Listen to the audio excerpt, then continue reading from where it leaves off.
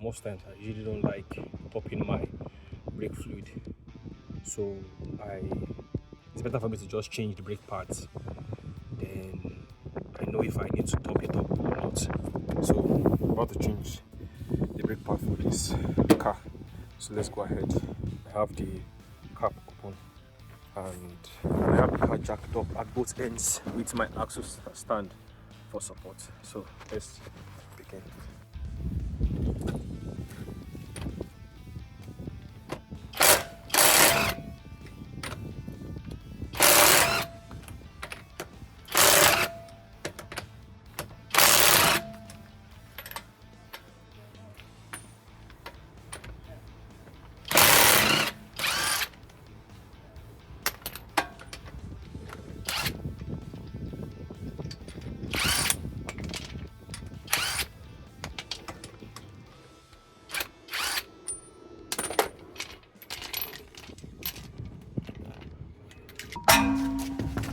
So the socket is a 14.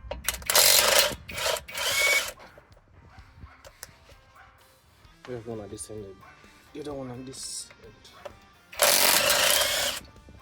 I'll apply it out with a flat. Apply this part out with a flat.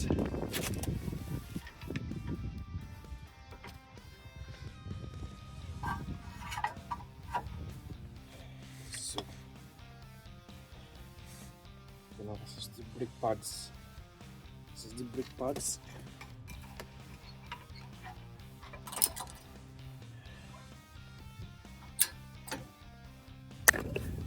And this is the new brake replacement. I always use Delphi or Brembo. Those are OEM quality products. So I was able to just get Delphi for this. So let's go ahead to check what's inside.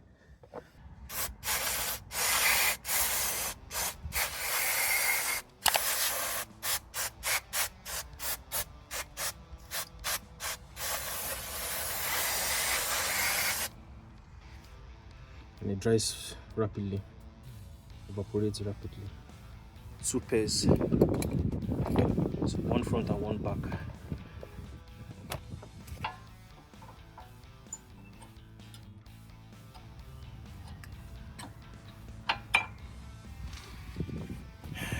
This is the way.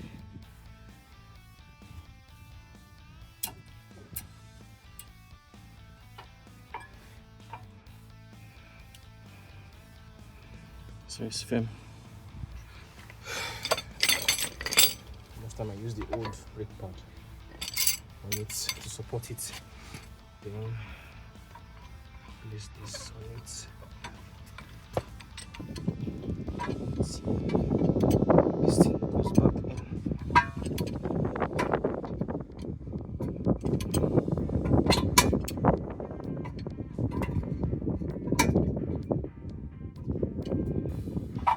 So it's in now.